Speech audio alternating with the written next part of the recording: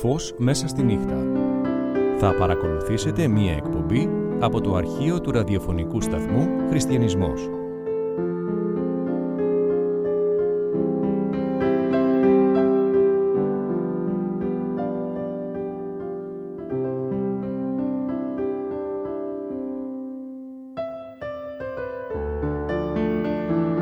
Πάλιν λοιπόν ο Ιησούς ελάλησε προς αυτούς λέγον «Εγώ είμαι το φως του κόσμου. Όστις ακολουθεί εμέ, δεν θέλει περιπατήσει στο σκότος, αλλά θέλει έχει το φως της ζωής».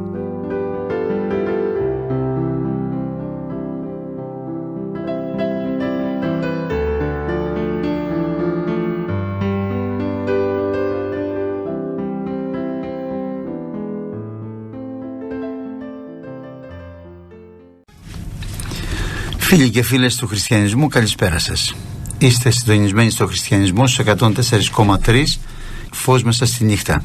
Και θα σας θυμίσουμε τον ηχολήπτη μας, τον Μάριο το Μαρκάκη. Καλεσμένοι της εκπομπής μας σήμερα είναι ο Σίμος και η Ελισάβετ, ένα ζευγάρι γεννημένα παιδιά μέσα στην εκκλησία, οι οποίοι θα μας ομολογήσουν το πώς γνωρίσανε τον Χριστό, γιατί δεν έχει σημασία στον άνθρωπο να έχει γεννηθεί μέσα σε χριστιανική οικογένεια. Σημασία έχει να γνωρίσει το Χριστό σαν προσωπικό του σωτήρα, και θα μας ομολογήσουν το τι έκανε ο Θεός μες στη ζωή τους, πώς τους κράτησε μέχρι σήμερα, πώς τους έκανε οικογένεια και πώς περπατάνε μαζί με τον Κύριο. Να τους καλησπερίσουμε. Αδερφέ, σε καλησπερίζουμε. Καλησπέρα αδερφέ Μιχάλη, δόξα στον Κύριο. Ευχαριστούμε πολύ για την πρόσκληση τη σημερινή και ευχόμαστε ο Κύριος να κατευθύνει τα λόγια μας και να κάνει μια ευλογία και σήμερα. Αμήν, ότι να ακουστεί να είναι από τον Κύριο και να βρει καρδιές έτοιμες να δεχτούν αυτά τα λόγια. Ελισάβετ. Καλησπέρα και από μένα, φίλοι ακροατές και αδέρφια. Εύχομαι ο Κύριος πραγματικά σήμερα να ευωδώσει τη σημερινή ομιλία, η οποία θα λάβει χώρα τούτη την ώρα. Ο Κύριος πραγματικά να πάρει το στόμα μας και να μην λαλήσει ο άνθρωπος παρά μόνο το Πνεύμα το Άγιο. Ευχαριστούμε τον Θεό, και εγώ έχω τη χαρά να έχω τα δυο αδέρφια εδώ, τα οποία τα ξέρω από παιδιά. Την Ελισάβετ λίγο περισσότερο. Θα μπορούσα να πω ότι έχουμε μια ιδιαίτερη σχέση με όλη την οικογένεια και με τον Σίμο, με τους γονείς του, και είμαι πάρα πολύ χαρούμενος και συγκινημένος. Σίμω, θα δώσουμε το λόγο σε σένα να ξεκινήσεις εσύ και ό,τι ο Θεός έχει βάλει μες στην καρδιά σου. Αμήν αδερφέ μου. Θα ήθελα έτσι λιγάκι πρώτο ξεκινήσουμε να τιμήσουμε το λόγο του Κυρίου. Αμήν. Να διαβάσουμε ένα εδάφιο, είναι από την επιστολή προς Εφεσίους του Αποστόλου Παύλου.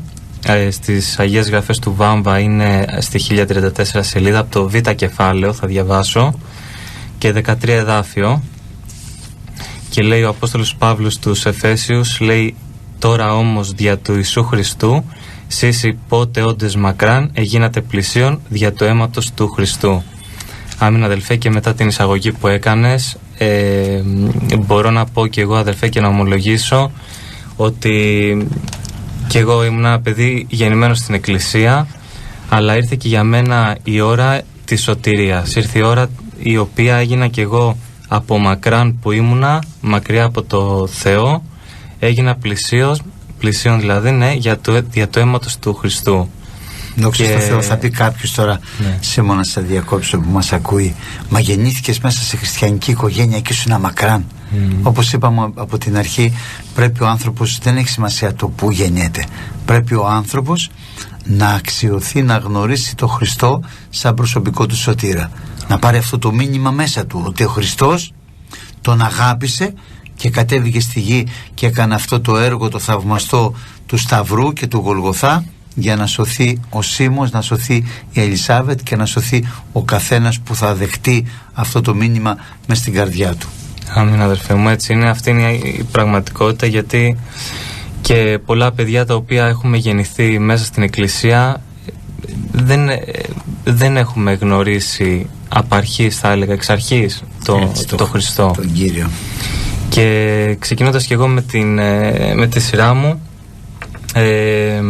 γεννήθηκα στην Αθήνα. Οι γονείς μου ήταν πιστοί κάποια χρόνια πριν γεννηθώ κι εγώ. Προηγήθηκε η μεγαλύτερη μου, μια αδερφή δηλαδή που έχω μεγαλύτερη. Αργότερα έρθει και μια μικρότερη. Και ζούσαμε έτσι πολύ ωραία παιδικά χρόνια, αδερφέ. Αυτές είναι οι αναμνήσεις μου από μικρό παιδί.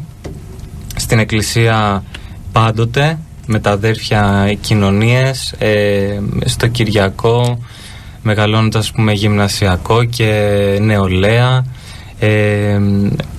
Ήμασταν μέσα στο σώμα του Χριστού, ενεργοί. Θυμάμαι έτσι πολύ ζωντανά σκηνές από την εκκλησία, αδερφέ, όταν αναπολώ μερικές μέρες, πολύ γεμάτη και πολύ ζωντανή την εκκλησία μας. Αυτό μου έχει μείνει σαν στην Πετρούπολη πηγαίναμε τότε. Ναι. Εγώ, αδερφέ, μεγαλώνοντας, γεννήθηκα το 1993 και μεγαλώνοντας λίγο αργότερα, δηλαδή μετά από 5 χρόνια, εξητούσα το Θεό και ήθελα να λάβω Πνεύμα Άγιο από μικρό παιδί. Από μικρούλης. Και το 1998 είχε έρθει μια αναζωπήρωση έτσι σε διάφορες εκκλησίες της Αττικής. Ναι, είχαμε ζήσει και εμείς αυτή την εμπειρία. Να πάρω δόξα τον Κύριο. Και εγώ έτσι μέσα σε αυτό την πανήγυρη στην πνευματική που έγινε, ήθελα και εγώ να λάβω μέρος. Σαν μικρό παιδί το πόθησα. Εξήτησα το Θεό και έλαβα το Πνεύμα το Άγιο, αδερφέ, με απλή καρδιά, σε μικρή ηλικία 5 ετών όπως είπα. Και ο Κύριος μου φανερώθηκε με τρόπους θαυμαστούς. Δηλαδή άρχιζα και εγώ να λαλώ ξένες γλώσσες. Είναι το σημείο το οποίο βλέπουμε γραμμένο και στις γραφές. Ένα σημείο το οποίο δεν έχει χαθεί, αλλά υφίσταται από αιώνες. Από όταν ξεκίνησε η μέρα της Πεντηκοστής που λάβανε οι μαθητές που ήταν συνηγμένοι στο ανώγιο το Πνεύμα το Άγιο, μέχρι και σήμερα ισχύει. Και ισχύει, Σίμω μου, γιατί είναι μια δωρεά του Θεού και η οποία δεν ήταν για τότε, γιατί πολλοί αυτό ισχυρίζονται, ήταν για τότε. Αλλά όταν ο Απόστολος Πέτρος μιλάει εκεί σε όλους αυτούς που ακούγανε, λέει, διότι προς εσάς είναι η επαγγελία, προς τα τέκνα σας και προς πάντας τους εις μακράν όσους αν προσκαλέσει Κύριος ο Θεός. Και εμείς είμαστε, η γενιά δική μας είναι στους μακράν, όσους αν προσκαλέσει Κύριος ο Θεός, και μέσα στο έλεος του Θεού κάλεσε και εμάς και μας έκανε δικά του παιδιά. Αμήν, αδερφέ Μιχάλη, και σε αυτό το σημείο θα ήθελα να σταθώ και να πω το εξής, ότι μπορεί να νιώθουμε μακριά από το Θεό, αδερφέ, αλλά ο Θεός είναι τελικά πλησίον στον άνθρωπο ο οποίος θα τον εξητήσει. Αμήν. Εγώ αυτό το ομολογώ και από μικρό παιδί, ότι δεν στάθηκα με τη δική μου σοφία, δεν είχα καμία ικανότητα, αλλά εξήτησα το Θεό. Αυτό το οποίο διδάχτηκα έκανα και ήταν αυτό. Και είδα αποτέλεσμα δηλαδή άμεσα στη ζωή μου. Έλαβα το Πνεύμα το Άγιο, αυτή τη δωρεά την οποία λέμε, αδερφέ, τεράστιο δώρο για τον άνθρωπο. Πολύ μεγάλο δώρο. Και ήταν τα πρώτα μου βήματα έτσι πνευματικά. Μπήκα κι εγώ στο σώμα του Χριστού και λάμβανα κοινωνία. Και θυμάμαι ότι ήμουνα πολύ χαρούμενος, δηλαδή δεν μου έλειπε κάτι από τη ζωή και ούτε υλικά ο Θεός επέτρεψε ποτέ να μας λείψει τίποτα. Μεγαλώνοντας λίγο ακόμα θα πω, ήμασταν το 2001, αδερφέ, θα πήγαινα τρίτη δημοτικού.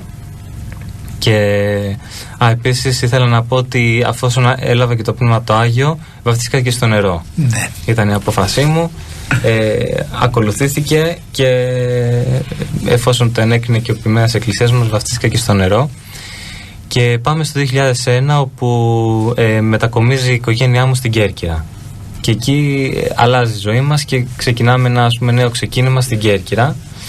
Πολύ ευλογημένα, και εκεί ο Κύριος έχει φυτέψει ένα πάρα πολύ ωραίο φύτευμα της Κέρκυρας και ο Κύριος να ευλογεί και τα αδέρφια μας. Αμήν, αμήν. Και εκεί πέρα ήταν άλλαξε η ζωή μας πραγματικά. Τα παιδικά μου χρόνια συνεχίστηκαν εκεί, το σχολείο, είχα καλές παρέες και εντός της εκκλησίας αλλά και εκτός. Ήταν παιδιά πιο, θα έλεγα, πιο αγνά από ότι στην πόλη μέσα. Δηλαδή ήμασταν παιδιά, θα βγαίναμε να κάνουμε ποδήλατο, να κάνουμε αυτό. Ναι. Θα βγαίναμε να κάνουμε τις καταγιές μας μεν, αλλά Ήταν πιο, θυμάμαι αθώα τα παιδικά μου χρόνια, αδερφέ, και στην εκκλησία έτσι πάρα πολύ ευλογημένα, και ο Κύριος μας αύξανε. Αυτό το οποίο θέλω να πω είναι ότι παίζει πολύ σημαντικό ρόλο, αδερφέ, η ζωή μας να είναι συνυφασμένη με την πνευματική μας ζωή και με την εκκλησία. Δεν θυμάμαι ποτέ να χάναμε εκκλησία, δεν θυμάμαι ποτέ να κάναμε, ας πούμε, διακοπές μήνες και να λείπαμε από την εκκλησία, ούτε για λόγους εργασίας του μπαμπά. Ήμασταν πάντοτε εκεί μέσα στην εκκλησία, μέσα στο σώμα του Χριστού. Έτσι, αυτό παίζει πολύ μεγάλο ρόλο, και έτσι πρέπει να τα ακούσουν και τα παιδιά που μας ακούνε, ότι το περπάτημα του ανθρώπου που ακολουθεί τον Κύριο πρέπει να είναι σταθερό. Αμήν. Πρέπει να είναι κοντά στον Κύριο, γιατί πάντοτε παραμονεύουν κίνδυνοι. Εάν δεν είμαστε κοντά, είναι εύκολο ο εχθρός, ο οποίος παραμονεύει, να μας βρει σε αδυναμία και να μας κάνει ζημιά. Γι' αυτό πάντοτε χρειάζεται να είμαστε κοντά στα πράγματα του Θεού, οι γονείς να δίνουν το καλό παράδειγμα και τα παιδιά να είναι υπάκουα στους γονείς και να παραδειγματίζονται από αυτούς. Αμήν. Αμήν, αδερφέ, έτσι είναι η αλήθεια, γιατί και εντός της εκκλησίας νιώθουμε, αδερφέ, πολλές φορές τον κίνδυνο. Έτσι. Ο εχθρός παραμονεύει, όπως λέει, είναι ανθρωποκτόνος και δεν μας αφήνει ούτε σε ησυχία, ούτε από σκέψεις, ούτε από γεγονότα τα οποία συμβαίνουν στη ζωή μας. Σκοπός του είναι να μας απομακρύνει από το θέλημα του Θεού. Και το ζούμε πολύ έντονα, θα έλεγα, και στις μέρες μας. Αυτό το οποίο δηλαδή επιδιώκει ο εχθρός είναι πλέον φανερό σε όλο το πρόσωπο της ανθρωπότητας. Αλλά ευχαριστούμε τον Κύριο, γιατί, όπως είπες, αδερφέ, αν είμαστε σταθεροί, ο Κύριος εφευρίσκει τρόπους να κρατάει τον άνθρωπο. Εφευρίσκει τρόπους, λέει, ώστε ο εξώριστος να μην μένει εξωσμένος από το θέλημα του Θεού. Και έτσι, αδερφέ, ήθελα να, προχωρώντας έτσι, να σας πω και στους φίλους ακροατές τους ακούνε, ότι μεγαλώνοντας, βέβαια, ο άνθρωπος ξεφεύγει από αυτήν την αθωότητα την παιδική, και εκεί είναι ένα πολύ κομβικό σημείο, ιδιαίτερα για τους νέους, οι οποίοι γνωρίζουν το Θεό, μπορεί και να μην γνωρίζουν το Θεό, αλλά είναι πολύ κομβικό σημείο για την μετέπειτα πορεία τους στη ζωή, γιατί ο εχθρός θα έρθει να πολεμήσει τα πιστεύω αυτά τα οποία έχουν χτιστεί μέσα στον άνθρωπο, ιδιαίτερα άμα είναι χριστιανικά. Και θα μπορούσα να πω ότι αυτό διαπίστωσα και εγώ στη ζωή μου, μετέπειτα βέβαια, όχι όταν ήμουν μικρός, γιατί οι γονείς πολλές φορές μιλάνε, αλλά οι νέοι εμείς αντιδρούμε. Και είναι και ένα σημείο των εσχάτων ημερών, ότι οι νέοι θα είναι απειθείς στους γονείς. Και εγώ το έζησα αυτό, γιατί μεγαλώνοντας θα έλεγα ότι η σκέψη μου πονήρευε ως προς το πρόσωπο του Θεού. Έχασα την αθωότητα της πίστης μου, την απλότητα της πίστης μου, και αναζητούσα και άλλα πράγματα στη ζωή μου πέρα από αυτά που μας πρόσφερε η Εκκλησία, πράγματα τα οποία έβλεπα στις παρέες γύρω μου να πράττουν την ελευθερία την οποία νόμιζα ότι έχουν παραπάνω από τη δική μου. Και ο εχθρός εμένα ήρθε και με πολέμησε εξ αρχής σε αυτό, δηλαδή το ότι εγώ που γεννήθηκα μέσα σε χριστιανική εκκλησία δεν είχα την ελευθερία που είχαν τα παιδιά του κόσμου. Και ελευθερία σε εισαγωγικά. Έτσι θα μιλήσουμε λίγο αργότερα για αυτό που ο διάβολος βάζει μέσα στο μυαλό του παιδιού που είναι μέσα στην εκκλησία, την υποτιθέμενη ελευθερία, ενώ είναι σκλαβιά στην ουσία. Γιατί ο άνθρωπος, όταν πάρει το βλέμμα του, τη σκέψη του από τα πράγματα του Θεού, κάπου θα γίνει σκλάβος, κάπου θα γίνει δούλος. Και αυτό θέλει ο εχθρός, να πάρει τα μάτια του το παιδί που είναι μέσα στην εκκλησία, ο νέος που είναι μέσα στην εκκλησία, από τον Κύριο, για να μπορέσει να κατευθύνει ο εχθρός το βλέμμα του κάπου αλλού και να τον κρατήσει δέσμιο. Έτσι. Είναι οι ραδιουργίες του είναι γνωστές. Ναι.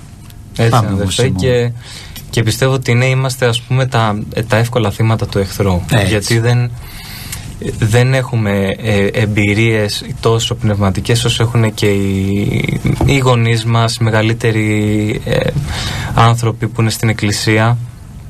Αλλά και αυτοί κάπως έτσι ξεκινήσαμε όλοι μας. Ακριβώς. Έτσι. Μεγαλώνοντας πνευματικά, αρχίζει ο άνθρωπος να αποκτάει εμπειρίες, να πειραματίζεται, να γνωρίζει πια τα διανοήματα του πονηρού και να μπορεί να φυλάγεται περισσότερο, ενώ ο νέος ακόμα είναι άπειρος και θα πρέπει να γυμναστεί. Ακριβώς.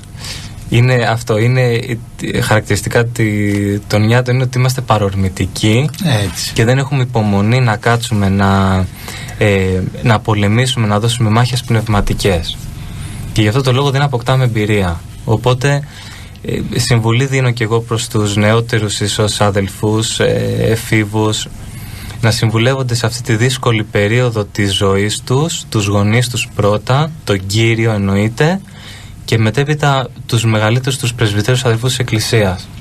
Είναι πολύ σημαντικό, και ακόμα και αν τηρούνε και βάζουν κάτω τον εαυτό τους και τον θυσιάζουν σε πολλά πράγματα, θα καταλάβουν στην πορεία ότι θα τους βγει σε πολύ καλό. Έτσι. Και εγώ δεν το έκανα αυτό. Δεν θα πω ότι ήμουν από αυτά παραδείγματα. Και εγώ με τις παρορμήσεις τις οποίες έτσι μου δημιουργούσε ο κόσμος, έψαχνα τρόπους να απελευθερωθώ, αδερφέ. Ας το πούμε αυτό, στο υποτιθέμενο. Ναι. Και αντίδρασα στους γονείς, τους έλεγα, ας πούμε, γιατί δεν μπορώ εγώ να πάω στα πάρτι. Μα δεν γίνεται, δεν μπορείς. Ο λόγος του Θεού λέει, ας πούμε, να μην κάνουμε. Τι κοινωνία έχει το φως με το σκοτάδι, ο πιστός με τον άπιστο. Εγώ όμως δεν το καταλάβαινα το γιατί. Δεν καταλάβαινα το γιατί. Δεν μπορούσα να το καταλάβεις. Ναι, αδερφέ, δεν μπορούσα να το καταλάβω.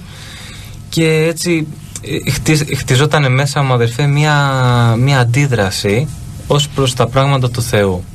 Και όσο μου προσέφερε ο κόσμος πράγματα και έβλεπα ότι δεν μπορούσα εγώ να τους ακολουθήσω, τόσο πιο πολύ μεγάλων, ας πούμε, η αντίδρασή μου προς το Λόγο του Θεού. Και θα έλεγα, αδερφέ, ότι ήταν τα πρώτα βήματα αποστασίας της καρδιάς μου από τον Κύριο. Έτσι, ο διάβολος στα παιδιά που είναι γεννημένα μέσα στην Εκκλησία και δεν έχουν γνώση το τι σημαίνει κόσμος και τι σημαίνει τα γυαλάκια που γυαλίζουν, παρασύρεται εύκολα, γιατί όλα του φαίνονται τέλεια, όλα του φαίνονται όμορφα. Έτσι. Ενώ στην ουσία είναι όλα ψεύτικα. Ναι, αδερφέ. Ο άνθρωπος που έχει ζήσει τον κόσμο, εμείς που έχουμε βγει μέσα από τον κόσμο, μπορούμε να καταλάβουμε και να συμβουλέψουμε τους νέους ότι ό,τι υπάρχει στον κόσμο είναι ψεύτικο. Ότι η υποτιθέμενη χαρά που μπορεί να δώσουν όλα όσα υπάρχουν στον κόσμο είναι μια χαρά που κρατάει πάρα πολύ λίγο και μετά έρχεται θλίψη. Δόξα στο Θεό. Γι' αυτό χρειάζεται να είμαστε προσεκτικοί και να μάθουμε να συμβουλευόμαστε το Λόγο του Θεού. Αμήν. Δεν πάμε σήμερα όμως. Αμήν, αδερφέ. Και έτσι και εγώ άρχισα, ας πούμε, να κλείνω τα αυτιά μου και την καρδιά μου στο Λόγο του Θεού. Αυτά τα οποία πρωτίστως άκουγα και από τον Άμβονα, αλλά πιο σημαντικά και αυτά τα οποία με συμβούλευε ο πατέρας μου. Δεν τα λάμβανα υπόψη και προχωρούσα στον δρόμο τον οποίο ήθελα εγώ. Άρχιζαν, ας πούμε, να κρύβω από τους γονείς μου πολλές φορές, να κάνω πράγματα τα οποία ήξερα ότι είναι εκτός του Λόγου του Θεού. Και ναι, μεν είχα τον έλεγχο μέσα μου από το Πνεύμα το Άγιο, είχα τον έλεγχο, ενώ είχα τον έλεγχο ότι ελεγχόμουν για αυτά τα οποία έκανα, γιατί δεν είχα τον έλεγχο της ροής της πορείας, ναι, της ζωής μου. Και ενώ ελεγχόμουν αυτό στην αρχή, ενώ έπρατα την αμαρτία σιγά σιγά και τα πράγματα εκτός από του Λόγου του Θεού, είδα ότι σιγά σιγά η συνείδησή μου καυτηριαζότανε και πλέον συνήθιζα τον τρόπο ζωής του κόσμου και τον υιοθετούσα κι εγώ μέσα μου, τον τρόπο σκέψης, τον τρόπο ντυσίματος, τον τρόπο έκφρασης, όλα αυτά. Ιδιαίτερη ήταν η πορεία μου προς το Λύκειο. Εκεί πλέον ξεκίνησα και το κάπνισμα, ξεκίνησαμε και κάποια ελαφριές ουσίες και αυτά που τότε μας έμπλεξε ο εχθρός, και πλέον ήθελα, αδερφέ, να αποκοπώ τελείως από την Εκκλησία. Θέλεις να νιώσεις ελεύθερος, ναι, και όπως είπαμε προηγουμένως, να σκλαβωθείς κάπου αλλού, γιατί στην ουσία δεν θα ήσουν ελεύθερος, γιατί σε τραβάγανε πράγματα που θα σε κάνανε σκλάβο. Ναι, αδερφέ. ο κόσμος, όλα αυτά που ήσουν εκεί, και θα πρέπει να το καταλάβουν οι νέοι, ότι δεν γίνεται μέσα στον κόσμο να είσαι ελεύθερος. Είσαι δούλος σε όλα αυτά που σε δουλώνουν. Ό,τι μέσα στη ζωή μας έρχεται και είναι εκτός του Λόγου του Θεού, θέλει να μας κάνει δούλους. Και αυτό ήθελε και σένα ο εχθρός, να σε κάνει δούλο της αμαρτίας. Ήθελε αυτό. Και το λέει, αδερφέ, και ο Λόγος του Θεού λέει ότι δεν δύναται κανένας να δουλεύει δύο κυρίως. Έτσι. Ή τον έναν θα αφήσει και στον άλλο θα προσκοληθεί, ή τον έναν θα αγαπήσει και τον άλλο θα τον μισήσει. Αυτό ακριβώς. Και εγώ, αδερφέ, με τα λύπης θα το πω ότι άρχισα να προσκολάμε στον άρχοντα του κόσμου τούτου, ο οποίος είναι ο διάβολος και ο οποίος ξέρουμε ότι κινεί τα πάντα, το σύστημα, ό,τι βλέπουμε γύρω μας, τη μόδα, τις συμπεριφορές των ανθρώπων, πολύ δε μάλλον στις μέρες μας. Και αφήνοντας, αδερφέ, το Θεό, ένιωσα αυτό, έψαχνα να βρω την ελευθερία μου. Αυτό έψαχνα να βρω σαν νέος. Και το έλεγα ιδιαίτερα στους γονείς μου. Θυμάμαι ότι είχα πει του πατέρα μου, του λέω, επειδή μου έλεγε να μην αφήσει την εκκλησία, του είχα πει την εξής κουβέντα, του λέω ότι μέχρι τα 18 θα σε ακολουθώ. Θα κάνω αυτό το οποίο μου λες. Μετά τα 18 θα είμαι ελεύθερος. Και πήγα δηλαδή πραγματικότητα να το κάνω, γιατί μια μέρα πριν καν κλείσω τα 18, αφού έδωσα Πανελλήνιες και ήμουν 17 ακόμα, ετοίμαζε βαλίτσες να φύγω από το σπίτι, αλλά ευτυχώς με πρόλαβε ο πατέρας μου και μου ρίξε ένα χαστούκι και συνήλθα. Και έτσι. Καμιά φορά χρειάζεται και αυτό. Η παιδεία. Λυπήθηκε βέβαια, εννοείται μετά και έκλαψε, αλλά ήταν κάτι το οποίο με απέτρεψε. Εγώ πιστεύω ότι ήταν από το Θεό, γιατί είχα πάρει κάποιες αποφάσεις να φύγω από Ελλάδα, να τα εγκαταλείψω όλα τελείως δηλαδή. Επίσης θα ήθελα να πω ότι αυτό που είπες, αδερφέ, ότι ο εχθρός προσφέρει πραγματικά αυτό το οποίο ξέρει, επειδή έχει πολύ γνώση για τον άνθρωπο, είναι πολύ δόλιος, εμπειρία μεγάλη, πολύ μεγάλη εμπειρία, και όπως λέμε πανούργος. Γι' αυτό λέει ο Λόγος του Θεού, να μην αγνοούμε τα διανοήματα του πονηρού. Θέλει, πασχίζει για τα παιδιά του Θεού.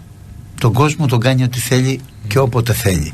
Τα παιδιά του Θεού, γι' αυτό λέει, ως λέων οριόμενος, περιέρχεται ζητών τι να ανακαταπεί, ή ακόμη και τους εκλεκτούς. Αυτούς κυνηγάει περισσότερο. Και τα νέα παιδιά. Τα νέα παιδιά που δεν ξέρουν τι σημαίνει κόσμος, δεν ξέρουν τι σημαίνει παγίδες, και κοιτάει να τα παρασύρει. Έτσι, αδερφέ, και θέλω να τονίσω εδώ ότι ο εχθρός μου έδινε στον κόσμο ακριβώς αυτό που ήθελα. Ακριβώς, δηλαδή γάντι. Αυτό που ήθελα. Πραγματικά. Και δηλαδή αυτό θα πρέπει να βάλει και σε ανησυχία τους νέους οι οποίοι είναι μακριά από τον Κύριο. Γιατί θα πούνε ότι όπως και εγώ είχα παρέες, πέρναγα καλά στην αρχή και ένιωθα ελεύθερος, ένιωθα ανέμελος, ένιωθα ότι μπορούσα να κατακτήσω τον κόσμο όλο πραγματικά. Είναι αυτά τα οποία προσφέρει ο εχθρός. Είναι μια απάτη. Και από εκεί πέρα πίσω κρύβονται βεβαίως πολλοί κίνδυνοι, τους οποίους εγώ εξ αρχής δεν είδα. Βεβαίως, όπως είπαμε, μεγαλύτεροι τους ξέρανε. Εγώ δεν τους είχα καταλάβει. Και έπεσα με τα μούτρα στην αμαρτία, σε αυτό το οποίο μου προσέφερε ο εχθρός. Θα μπορούσα να πω ότι αφιερώθηκα σε αυτό. Δηλαδή, κοιμόμουν εκτός από το σπίτι, κοιμόμουν σε σπίτια φίλων, είχα εγκαταλείψει την οικογένειά μου, πραγματικά με ψάχνανε μέρες. Και πολλά άλλα. Αλλά αδερφέ, θα πούμε και στη συνέχεια περισσότερα. Πιστεύω ότι υπάρχουν πολλοί κίνδυνοι οι οποίοι υπάρχουν πίσω από την αμαρτία. Γιατί λέει κιόλας το Ευαγγέλιο, και αυτή είναι η αλήθεια, ότι ο μισθός της αμαρτίας είναι ο θάνατος. Δεν μπορεί να το καταλάβει ο νέος όταν αρχίζει και φεύγει από τη χάρη του Θεού και μπλέκεται μέσα στα μπλοκάμια της αμαρτίας. Δεν μπορεί να το καταλάβει, γιατί δεν ξέρει. Δεν έχει αυτή τη γνώση, και εύκολα ο διάβολος τον μπλέκει, και άμα τον μπλέξει και τον τυλίξει, από εκεί και μετά τον κάνει ό,τι θέλει. Ναι, έτσι είναι. Και αυτό στην αρχή ένιωθα πολύ ελεύθερος. Αυτό θυμάμαι, ότι ένιωθα την απόλυτη ελευθερία. Βεβαίως έδωσε και Πανελλήνιες, έκανε χάρη ο Κύριος, και πέρασα και σε μια σχολή στην Αθήνα, μηχανολογία στην Ασπέτε. Δεν τη συνέχισα, βέβαια τότε τα μυαλά μου είχαν πάρει άλλον αέρα, δεν ήθελα να σπουδάσω, δεν ήθελα να ασχοληθώ καν, δεν ήθελα να μπω στο σύστημα του κόσμου. Είναι τόσο πανωρός ο εχθρός. Έχει το σύστημα, αλλά μπορείς έναν άνθρωπο να του βάλει στο μυαλό ότι να μην ανήκει σε αυτό το σύστημα. Ένας είναι όμως, αδερφέ, ο τρόπος να ανήκει στο Χριστό. Έτσι δεν ανήκει στο σύστημα. Με την έννοια εννοείται βέβαια η ψυχή σου δεν μπορεί να δουλωθεί σε αυτόν τον κόσμο. Και έτσι, αδερφέ, πέρασα Αθήνα, ήρθα Αθήνα για τις σπουδές μου. Έλεγα ακόμα καλύτερα, γιατί θα είμαι μακριά από τους γονείς, μακριά από αυτές τις ελευθερία. Πιο ελευθερία. Και συνεχίστηκε η πορεία μου στην Αθήνα. Μέχρι τότε ήθελα να πω ότι είχα ήδη αφιερωθεί πολύ στην αμαρτία και στον κόσμο και είχα μεγάλη κατρακύλα, ιδιαίτερα με ουσίες που έπαιρνα κτλ. Και έρχομαι φορτωμένος με τις ιδεολογίες μου και με τα πιστεύω μου που έχω αποκτήσει έως εκείνη τη στιγμή. Κάμια πρόθεση για να σπουδάσω, καμία πρόθεση για να προκόψω τη ζωή μου, καμία πρόθεση για να είμαι ένας φυσιολογικός άνθρωπος στην κοινωνία. Οι αποφάσεις μου ήταν ότι όπως είπα, επειδή είχα μπλεχτεί και με ουσίες και με το πιώμα πολύ, η έννοιά μου της ημέρας είναι αυτό, πώς θα περάσω καλά. Μέχρι εκεί επεκτείνονταν ο ορίζοντας της σκέψης μου, πώς θα περάσω καλά, πού θα βγω, πού θα πάω, με ποιους θα πάω, πώς θα περάσω καλά και πώς θα επιστρέψω ξημερώματα σπίτι μου. Αυτή ήταν και η ζωή την οποία έκανα και έμενα τότε στην ίδια πολυκατοικία με την αδερφή μου, με τη γιαγιά και με τον παππού και ήταν αυτή, αδερφέ, η ζωή μου της νύχτας. Πραγματικά, δηλαδή θυμάμαι τον εαυτό μου να σηκώνομαι τα απογεύματα, να τρώω, αδύνατος πάρα πολύ, ό,τι χρήματα είχα να βγω να τα δαπανίσω σε πράγματα του κόσμου και σε πιώμα, να βρω κάτι να φτιαχτώ, ας το πούμε. Ναι. Και να γυρίσω το πρωί σπίτι. Αυτή ήταν και η ζωή που έκανα και θα έλεγα ότι με έφτιρε πάρα πολύ. Στην αρχή βέβαια νόμιζα ότι είναι μια ζωή περιπετειώδης, είναι μια ζωή που δεν ξέρεις τι σου ξημερώνει, δεν ξέρεις πού θα καταλήξεις και αυτά, αλλά, αδερφέ, ήταν μια πολύ ψυχοφθόρα ζωή. Δεν το καταλάβαινα στην αρχή, αλλά όσο προχωράγε ο καιρός έβλεπα διάφορα αποτελέσματα στη ζωή μου κακά. Δηλαδή το ότι άρχισα να απομακρύνω όλους τους ανθρώπους από τη ζωή μου. Δεν ήθελα. Όσο προχώραγε ο καιρός είχα μία απομόνωση, αποκτούσα μία σωστρέφεια πολύ βαριά, αποκτούσα, αναπολούσα, είχα θλίψει, δεν ήμουν ψυχολογικά σταθερός και όλα αυτά, αδερφοί, ήταν όπως είπαμε και προηγουμένως τα αποτελέσματα της αμαρτίας στη ζωή μου. Όπως είπες, η αμαρτία φέρνει το θάνατο και το σχέδιο του διαβόλου είναι να απομονώσει τον άνθρωπο. Ναι. Γιατί και εγώ τώρα έτσι γυρίζω λίγο από τη δική μου τη νέα ζωή, την νεαρή, κάπως έτσι περίπου ήταν όπως τη δική σου, βέβαια χειρότερη πολύ, αλλά ο σκοπός του εχθρού ήταν αυτός, να απομονώσει τον άνθρωπο, να μαυρίσει την ψυχή του με σκοπό ποιον? Να τον απολέσει. Ναι. Να είναι εύκολο στα χέρια του να τον κάνει ό,τι θέλει. Έτσι, αδερφέ, έτσι είναι έρμεο του εχθρού και αυτό δηλαδή έγινε στην πορεία. Όσο πέρναγε ο καιρός, βέβαια δεν πέρασαν και πάρα πολλά χρόνια,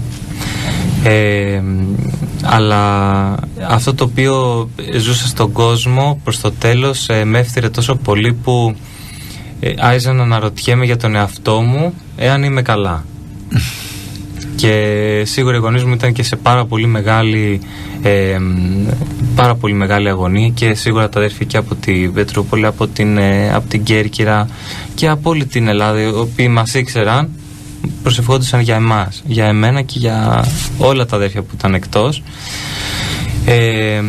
Θέλω να πω, αδερφέ, ότι έτσι που ήταν η ζωή μου, καταλάβαινα σιγά σιγά ότι δεν είχα κάποια πρόοδο σαν άνθρωπος,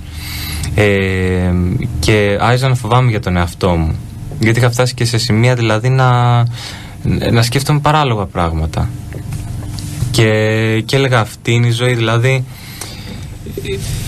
την δύναμη που ένιωθα όταν βγήκα στον κόσμο, όταν πρωτοβγήκα στον κόσμο και ένιωθα αυτή την ελευθερία και αυτή τη δύναμη, την αυτοπεποίθηση, την αισιοδοξία. Μπορούσες να κατακτήσεις τον κόσμο. Ναι. Πού πήγε αυτή? Χάθηκε, ναι.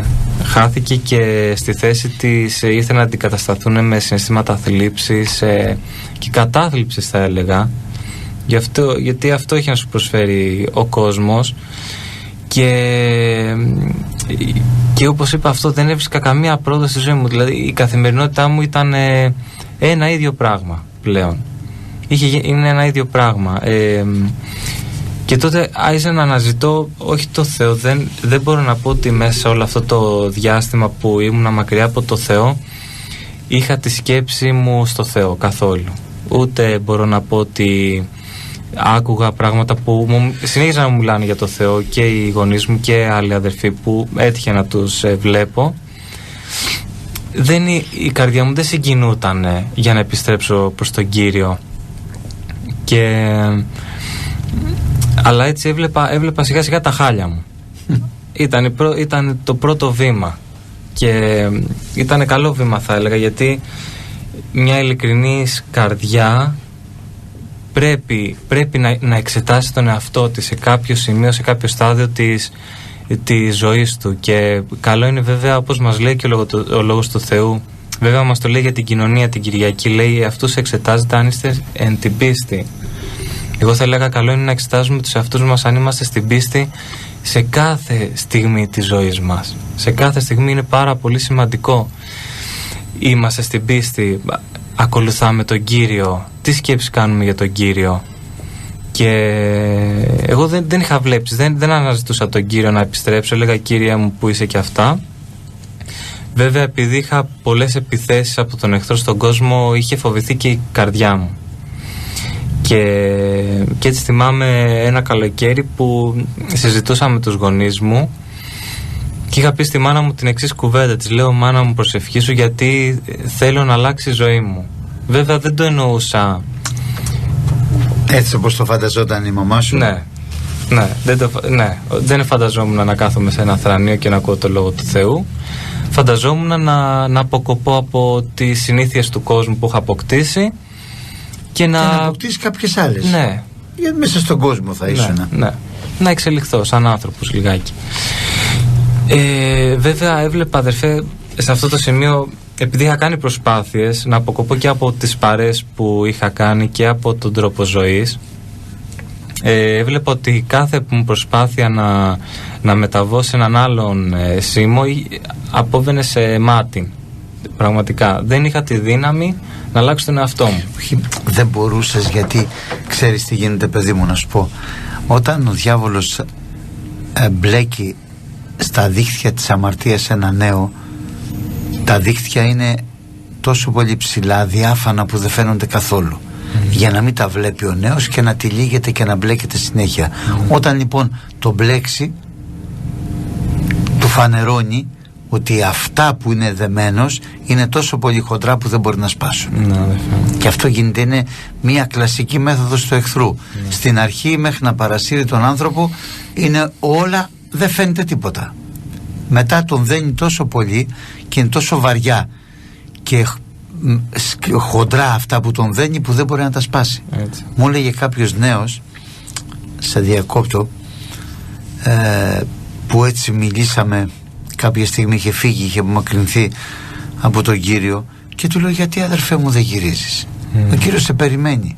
Και βάλε τα κλάματα, μου λέει, ξέρεις πόσες φορές έφτασα μέχρι τα σκαλιά της εκκλησίας και ήθελα ένα βήμα να μπω μέσα και δεν μπορούσα, γιατί οι αλυσίδες φτάναν μέχρι εκεί. Ήθελε ο διάβολος να με βασανίζει και φτάναν μέχρι εκεί, και έκλαιγα και έφευγα και ξαναρχόμουν και έκλαιγα και ξανάφευγα. Αυτό λοιπόν κάνει ο εχθρός και πρέπει να είμαστε πάρα πολύ προσεκτικοί. Πάμε, παιδί μου. Τρομερό το γεγονός. Και έτσι κι εγώ ενώ βέβαια όπως είπα δεν είχα την πρόθεση να επιστρέψω στον Κύριο, ήθελα να καλυτερεύσει η ζωή μου, γιατί καταλάβαινα ότι ήμουν σε κίνδυνο και για τη ζωή μου, πολλές φορές για την ψυχή μου σίγουρα. Και είχα πει στη μάνα μου αυτό το πράγμα, της λέω προσευχηθείτε γιατί θέλω η ζωή μου να αλλάξει. Βέβαια ούτε και εγώ, όπως είπα, είχα σκεφτεί τον τρόπο να επιστρέψω στην εκκλησία. Είχα σκεφτεί να πιάσω μια δουλειά, αυτό εξητούσα και δεν άρχισε να περάσει το καλοκαίρι του 2013, αν θυμάμαι καλά, και έπιασα δουλειά σε έναν αδερφό, τον αδερφό μας τον Έρη, και το μνημονεύω πάντοτε γιατί κάθε φορά δηλαδή που με έβρισκε μου μίλαγε τον Κύριο, μου μίλαγε. Εγώ τον άκουγα, βέβαια μέσα μου η καρδιά είχε πιάσει πολύ πουρί, είχε πιάσει πολύ πέτρα. Και μπορώ να πω, αδερφέ, ότι δεν ήθελα να αποκοπώ και τελείως από τον κόσμο. Ήθελα να τον κρατήσω σε μια ασφαλή απόσταση. Ναι. Δεν ήθελα ούτε και εγώ να αποκοπώ. Βέβαια πιάνοντας τη δουλειά, αυτό το οποίο ήθελα το πραγματοποίησα. Δηλαδή λόγω δουλειάς δεν μπορούσα να βγαίνω τα βράδια. Οι παρέες μου, επειδή είχαν τα άλλα ωράρια, τις άλλες συνήθειες, σιγά σιγά αποκόπηκαν. Ήταν ένα καλό βήμα για εμένα. Ήταν επίσης, το σχέδιο του Θεού. Αμήν, αδερφέ. Που είχε αρχίσει σιγά σιγά να μπαίνει σε εφαρμογή. Αμήν. Και ξέρω το λόγο, αδερφέ, γιατί αποκοβώντας από τις παρέες και σιγά σιγά από τα βαριά πιώματα που έκανα, ας πούμε, που δεν μπορούσα να τα κάνω για να αποδώσω στη δουλειά, ήρθε αυτός μου λίγο στα συγκαλά του. Είχα αυτές τις αναλαμπές σοφροσύνης, ας το πούμε, κάποιες μέρες, και αναζητούσα, αδερφοί, κατάλαβα τότε ότι δεν αναζητούσα πλέον την ελευθερία μου, αναζητούσα την ειρήνη. Αναζητούσα μια ειρήνη και μια ελπίδα, την οποία ένιωθα ότι τα είχα χάσει παντελώς από τη ζωή μου. Και γιατί έλεγα ότι ελπίδα, ταΐζω τον εαυτό μου ψεύτικες ελπίδες. Θυμάμαι ότι το έλεγα αυτό στον εαυτό μου. Ταΐζεις σήμερα τον εαυτό σου με ψεύτικες ελπίδες, ότι μπορείς να κάνεις αυτό, δεν μπορείς τελικά. Για πράγματα που δεν θα γινόταν ποτέ. Ναι, απλώς θα σκεφτόσουν και έλεγες θα γίνει αυτό, και έλεγες ψέματα στον εαυτό σου. Ναι, ονειροπολούσα. Και είναι, αδερφέ, και αυτό το εδάφιο ακριβώς που λέει ο Λόγος του Θεού, ότι λέει ελπίς αναβαλωμένη ατονίζει την καρδιά του ανθρώπου. Και έτσι είναι, η ελπίδα η οποία δεν είναι σίγουρη στον κόσμο αυτό, ατονίζει τον άνθρωπο. Γιατί και εμείς λέμε, να, θα έρθει το 2021, θα είναι καλύτερο, θα περάσει το καλοκαίρι, θα έρθουν καλύτερες στιγμές, καλύτερη σεζόν. Αλλά η ελπίδα η οποία δεν βασίζεται μέσα από το Λόγο του Θεού είναι μια ελπίδα η οποία τείνει να πληγώσει την καρδιά του ανθρώπου. Και η μόνη ελπίδα μας είναι μόνο στο πρόσωπο του Ιησού Χριστού. Εγώ τότε, έτσι, αδερφέ, να επιστρέψω πάλι, δούλευα όπως είπα, και ξαφνικά, αδερφέ, ήρθε ο Κύριος στη ζωή μου. Δεν το περίμενα, δεν το ζητούσα και από το Θεό να έρθει, αλλά πιστεύω ότι ήρθε ο Θεός σαν το Απόλλωνα στο πρόβατο, να μ' αρπάξει από τον κρεμό. Έτσι κάνει ο Κύριος. Έτσι κάνει ο Κύριος, αμήν. Και βρήκε την καρδιά μου έτσι σε μια στιγμή που είχαμε βγει, ας πούμε, ένα βράδυ με την αδερφή μου, και γυρνώντας σπίτι μου λέει, τότε δηλαδή ήμασταν στο ίδιο σπίτι, μέναμε, και μου λέει έλα να προσευχηθούμε, και εγώ της απαντάω ναι. Αλλά δεν είχα στο μυαλό μου την προσευχή, την είχα αφήσει, είχα να προσευχηθώ χρόνια. Δεν ήξερα γιατί είπα το ναι. Αυτή είναι η αλήθεια. Δεν ήξερα γιατί είπα το ναι. Αλλά ευχαριστώ τον Κύριο γιατί μου πήρε το στόμα και είπα το ναι. Και δεσμεύτηκα. Και γονάτισα, αδερφέ. Και εκείνο το βραδινό ήρθε ο Κύριος και με επισκέφτηκε. Ευχαριστώ τον Κύριο πάρα πολύ, γιατί κάνει εκπλήξεις ωραίες στους ανθρώπους τους οποίους είναι δικοί του. Όπως επισκέφθηκε και τους Αποστόλους, λέει Πέτρο ακολούθημη, Ανδρέα ακολούθημη, και αφήσαν, λέει, άπαντα ό,τι είχαν και τον ακολούθησαν τον Κύριο. Έτσι είπε και σε σένα, Σίμου, μέχρι εδώ ήταν. Μέχρι εδώ, ναι. Ό,τι έκανες. Ναι. Τώρα είναι καιρός να μου ακολουθήσεις. Ναι. Δόξα στο Θεό.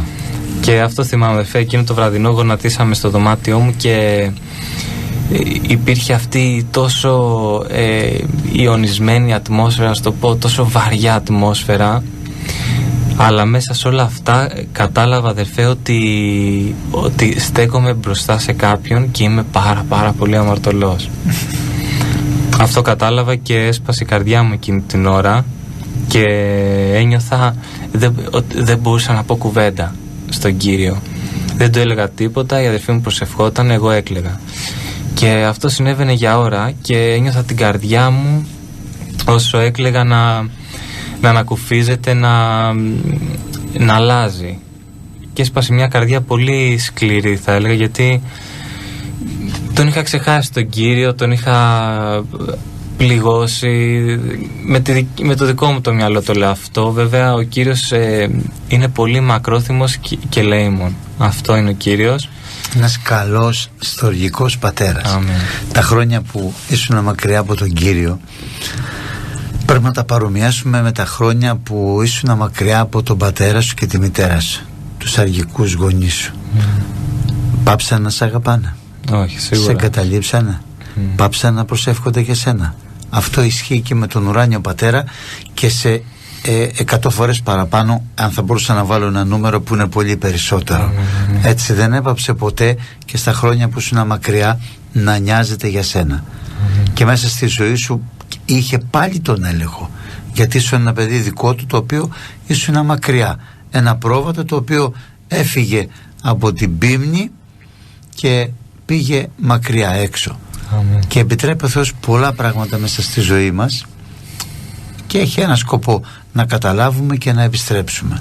Δόξα τω Θεώ. Και αυτό έγινε και με στη δική σου τη ζωή. Όμως μου αρέσει η επιστροφή. Για πάμε να... Έτσι ήταν η επιστροφή μου και είναι, αδερφέ, το εδάφιο που λέει ότι ο Κύριος μακροθυμεί, μη θέλω την να απολεστώσει. Δόξα τω Θεώ. Και ισχύει και για σήμερα και μπορεί να ακούνε και αυτή τη στιγμή ακροατές οι οποίοι να ξέρουν ότι ο Κύριος μακροθυμεί για αυτούς. Μπορεί... Και τους αγαπάει. Αμήν. Τους αγαπάει. Έτσι. Ο Κύριος είναι αγάπη. Είναι αυτό το μήνυμα, πρέπει αυτό το μήνυμα να περάσουμε. Ό,τι και να έχουμε κάνει μες στη ζωή μας, όσο χαμηλά και να έχουμε πέσει, πρέπει να ξέρουμε ένα πράγμα, ότι η αγκαλιά του Πατέρα είναι πάντα ανοιχτή και περιμένει, γιατί ο Κύριος ήρθε να καλέσει αμαρτωλούς σε μετάνοια. Δεν ήρθε για τους δικαίους, και να μην νιώθουμε δικαιωμένοι ποτέ, να νιώθουμε αμαρτωλοί και να ζητάμε το έλεος και την αγάπη του Θεού. Αμήν, αδερφέ Μιχάλη. Και μπορώ να πω και να τονίσω ότι είναι απόλυτα θα έλεγα είναι απόλυτα υγιές αν κάποιος άνθρωπος αισθάνεται αμαρτωλός. Έτσι. Είναι απόλυτα σε σωστό δρόμο ο άνθρωπος ο οποίος νιώθει μακριά από το Θεό. Με αυτό λέμε, πάντες σήμαρτον και υστερούνται τις δόξες του Θεού. Αμήν. Δόξα στο Θεό. Και εγώ πιστεύω ότι, αδερφέ, το να νιώσει ο άνθρωπος ότι είναι αμαρτωλός δεν είναι δεδομένο σε όλους. Και είναι από το Θεό δεδομένο στους ανθρώπους, ο οποίος θέλει ο Κύριος να επιστρέψουν. Θέλει ο Κύριος να τους καλέσει κοντά τους. Εγώ νιώσα πάρα πολύ αμαρτωλός εκείνο το βράδυ και γι' αυτό έκλαιγα. Γιατί λέω, Κύριε, δεν μπορεί να μ' αγαπάς και εγώ να έχω κάνει τέτοια πράγματα. Δεν μπορεί να μ' αγαπάς και εγώ να σου γύρισα την πλάτη. Και ευχαριστούμε τον Κύριο, αδερφέ, γιατί δεν εγκαταλείπει τα πρόβατά του και τους πιστούς. Μετά, αδερφέ, από αυτό το οποίο έγινε, σηκώθηκα από τα γόνατα και από τα κλάματα και αγκάλιασα την αδερφή μου, εννοείται, τη φίλησα, της είπα σ' αγαπώ, είχα πριστεί από τα κλάματα αλλά, αδερφέ, βρήκα αυτό το οποίο είχα χάσει τόσα χρόνια και ήταν η ειρήνη αυτή που με έλειπε και αυτή η ελπίδα. Αυτό που έψαχνες να το βρεις μακριά, ναι, ήταν τόσο πολύ κοντά σου. Ήταν μέσα σου στην ουσία. Ναι, αδερφέ. Ήταν πραγματικά μέσα σου. Αμήν, αμήν. Έτσι ήταν, αδερφέ, και όπως είπαμε και στην αρχή, ο Θεός δεν είναι μακριά από τον οποιονδήποτε άνθρωπο που θα τον εξητήσει. Ας γονατίσει στο δωμάτιό του μόνος του και ας επικαλεστεί τον Κύριο που είναι αγάπη. Εγώ δεν είχα συνειδητοποιήσει, αδερφέ, θα το πω, αν και γεννημένος στην Εκκλησία, ότι ο Ιησούς Χριστός είναι τόσο ζωντανός. Αυτό κατάλαβα εκείνο το βράδυ, ότι ο Ιησούς Χριστός είναι ζωντανός σαν έναν άνθρωπο τον οποίο τον έχει σπίτι σου. Έτσι. Και καταλαβαίνοντας αυτό το πράγμα είπα, Κύριε, εγώ θα πάρω μια απόφαση στη ζωή μου και θα ξεκινήσω να πηγαίνω εκκλησία. Ήταν μια απόφαση στην οποία όση δύναμη είχα αυτό έκανα. Δεν έκανα κάτι παραπάνω από τη δύναμή μου. Είπα θα ξεκινήσω, έγινε αυτό νομίζω Παρασκευή βράδυ ή Σάββατο βράδυ. Είπα θα ξεκινήσω να πηγαίνω εκκλησία και πήγα και την Κυριακή, την επόμενη μέρα ας πούμε, που είχε εκκλησία, και κάθισα στο θρανείο, άκουσα το κήρυγμα, χαιρέτησα κάποιους αδερφούς στο τέλος, έφυγα γρήγορα, δεν ήθελα και πολλά ας πούμε στις νέες στροφές, ντρεπόμουν. Αλλά και δεν ένιωσα και κάτι, θα μπορούσα να πω, αδερφέ Μιχάλη, δηλαδή στην εκκλησία που πήγα, αλλά είχα την ειρήνη του Κυρίου μέσα μου και εμένα αυτό με κάλυπτε. Λέω, για να έχω έστω την ειρήνη αυτή θα κάνω ό,τι χρειαστεί. Και αδερφέ, όμως δεν άρχισε ο Κύριος να έρθει να προσθέσει και άλλα δώρα στη ζωή μου, γιατί όπως είπα πήγα την Κυριακή, πήγα και τη Δευτέρα. Και τη Δευτέρα είχε τότε στηθεί η συμμελέτη στην Πετρούπολη, στην εκκλησία. Μετά δηλαδή τη συνάθηση που ήταν 7 με 9, μετά τις 9 καθόντουσαν νέοι από όλη την Αττική και συζητάγανε για πράγματα της καθημερινότητας μέσα από το Λόγο του Θεού, και μετά έχει και προσευχή. Και έκατσα εγώ και να ακούσω τι λένε όλοι αυτοί οι νέοι, τι συζητάνε μεταξύ τους. Για μένα ήταν πράγματα τα οποία, επειδή είχα αφήσει πίσω μου, ναι μεν τα καταλάβαινα, αλλά δεν μπορούσα να τα εντρυφήσω, δεν μπορούσα να τα χωνέψω εύκολα. Αλλά μετά με πιάσε ένας αδερφός, νομίζω και η αδερφή μου, το μου λέει κάτσε και στην προσευχή. Λέω καλά, θα κάτσω, και έκατσα έτσι στα πίσω θρανία, θυμάμαι, ούτε πάλι είπα πολλά με πολλούς. Αλλά εκείνο το βράδυ ο Κύριος μου επιφύλατε κι άλλη έκπληξη και ήρθε και με ξαναεπισκέφτηκε, και την ώρα της προσευχής ο Κύριος μου μίλησε με προφητεία και έσπασε πάλι η καρδιά μου και άρχισα να νιώθω μέσα μου μια δύναμη τόσο μεγάλη που προσπαθούσα να την κοντρολάρω, να ηρεμήσω τον εαυτό μου, αλλά δεν γινότανε. Και ξέρεις πως, αδερφέ, τότε όχι μόνο στα κλάματα, αλλά άρχιζα να δοξάζω τον Κύριο. Δόξα τω Θεώ. Και έλεγα δόξα αλληλούια Κύριε, και τον ευχαριστώ γιατί... Όμορφες στιγμές από την παρουσία του Θεού. Πολύ. Δεν το περίμενα, γιατί είναι, αδερφοί, τα δώρα του Κυρίου. Είναι η αγάπη του Θεού. Αμήν. Αγαπάει τον άνθρωπο. Αμήν. Μας αγαπάει πάρα πολύ ο Κύριος. Και πληρώθηκα με πνεύμα και σαν ένα γλωσσολαλό, και ήρθε τότε ένας αδερφός, με πήρε μπροστά και σαν ένα γλωσσολαλό με πολύ δύναμη. Έτσι ο Κύριος μου ξαναμίλησε και μου είπε ένα πράγμα το οποίο έχω καταλάβει στη ζωή μου. Είπε ο Κύριος ότι αν μείνω κοντά του θα με ευλογήσει. Δόξα τω Θεώ. Και ξανά άναψε αυτή η φλόγα του Πνεύματος του Αγίου μέσα μου, η οποία είχε σβήσει για χρόνια. Ήθελα να πω, αδερφέ, ότι ο Κύριος μου έδωσε αυτήν την επαγγελία και μου είπε ότι αν μείνω κοντά του θα με ευλογήσει. Και αυτήν, αδερφέ, την επαγγελία δεν την παίρνω εγώ προσωπικά. Αυτή είναι από το Ευαγγέλιο και αυτή ισχύει για όλους τους πιστούς που ακολουθούν τον Κύριο. Αμήν, αμήν. Είναι για όλους αυτό. Αμήν, αμήν, αδερφέ μου. Και εγώ αυτό, αδερφέ, μπορώ να ομολογήσω ότι το είδα στη ζωή μου, καθώς ο Κύριος όχι μόνο με έβγαλε από τον κόσμο αυτό, από τα δεσμά αυτά τα οποία μου είχε δημιουργήσει ο εχθρός, με είχε δέσει, αλλά ήρθε μετά στη ζωή μου και την άλλαξε 180 μοίρες. Πραγματικά μου έδωσε, θα πω περιληπτικά, αδερφέ, έτσι, τα γεγονότα στη ζωή μου, για να σταθώ λιγάκι αργότερα και στα σημαντικότερα. Ότι μου έδωσε το μυαλό να βγάλω μια σχολή την οποία είχα παρατήσει.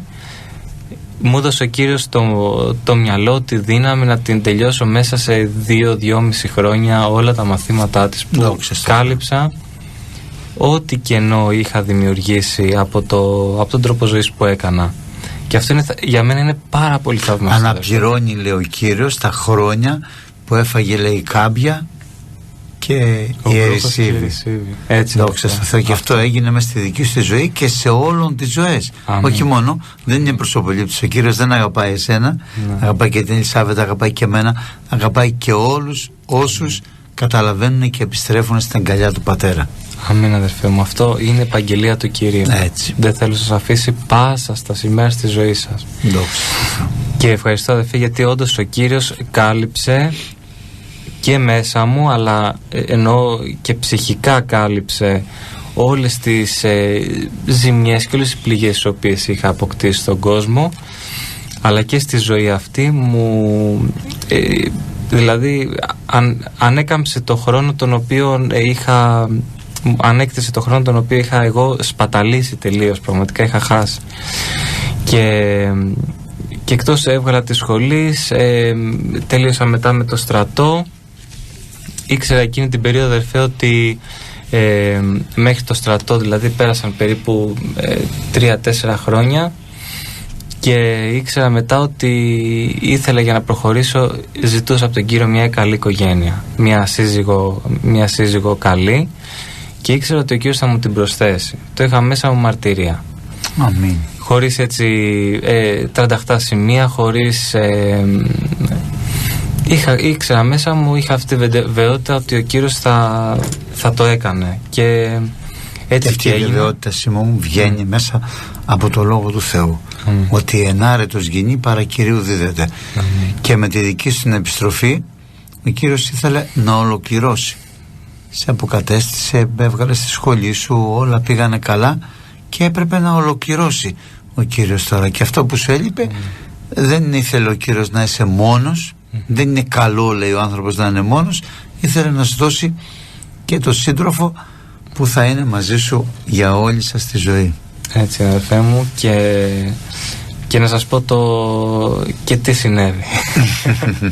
Πάμε στα καλύτερα. Στα καλύτερα. Και ήταν το 18, γνωρίστηκα με την Ελισάβετ. Βέβαια την ήξερα την Ελισάβετ,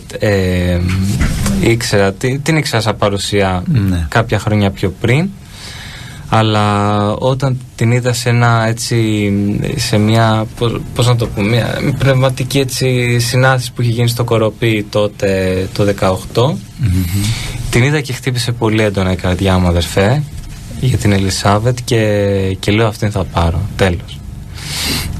Και σιγουριά. Με σιγουριά. Είχα αυτή τη σιγουριά. Έλεγα αυτή. Θέλω αυτή. Και της έτσι κάναμε μια πρώτη επικοινωνία. Της ξεκαθάρισα εξ αρχής τη θέση μου. Της λέω, δεν θέλω ενώπιον του Θεού θέλω να είμαι και εγώ καθαρός απέναντί σου, αλλά και εσύ. Της λέω, αν όντως υπάρχει κάποιο ενδιαφέρον και από μεριά σου, θα ήθελα να βρεθούμε, και αν ο Κύριος το ευωδώσει, να προχωρήσουμε. Και έτσι και έγινε. Δεν άρχισε να βρεθούμε και από κοντά, και είδαμε, αδερφέ, ότι αγαπηθήκαμε. Αυτό είναι αμοιβαίο. Και αποφασίσαμε ότι θα είναι γυναίκα. Εγώ δηλαδή αποφάσισα ότι θα είναι γυναίκα μου, και από μεριάς αποφάσισα ότι εγώ θα είμαι άντρας της. Και προχωρήσαμε στο λόγο, μετά και στο γάμο γρήγορα. Και τώρα έτσι ο Κύριος δηλαδή τα έχει φέρει πάρα πολύ ωραία στη ζωή μας. Έχουμε και ένα μωράκι, τον Νικόλα, και ευχαριστούμε πάρα πολύ τον Θεό για ό,τι μας έχει χαρίσει στη ζωή μας. Αμήν. Σίμω μου, ευχαριστούμε τον Θεό για σένα, για την ομολογία σου. Βέβαια έχεις κι άλλα να μας πεις, αλλά έχουμε το χρόνο που είναι περιορισμένος. Τώρα θα περάσουμε και στην Ελισάβετ.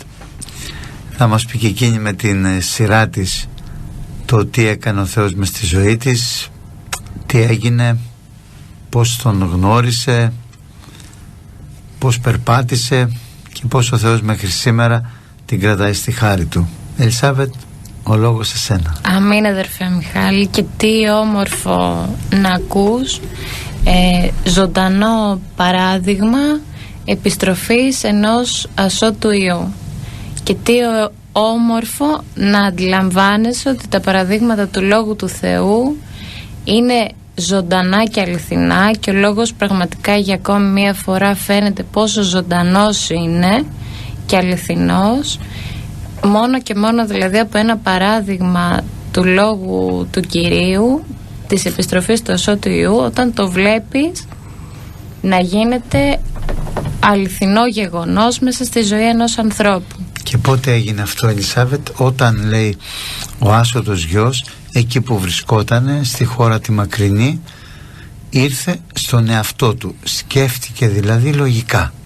Γιατί πάντοτε αυτό γίνεται, όταν ο άνθρωπος σκεφτεί τι έχασε, τότε πραγματικά αλλάζουν πολλά πράγματα μες στη ζωή του. Αυτό έγινε και μες στη ζωή του Σίμου, και αυτό γίνεται μες στη ζωή όλων μας, όταν καταλαβαίνουμε και επιστρέφουμε, παίρνουμε αυτή τη γενναία απόφαση. Αυτό είπε ο άσωτος γιος.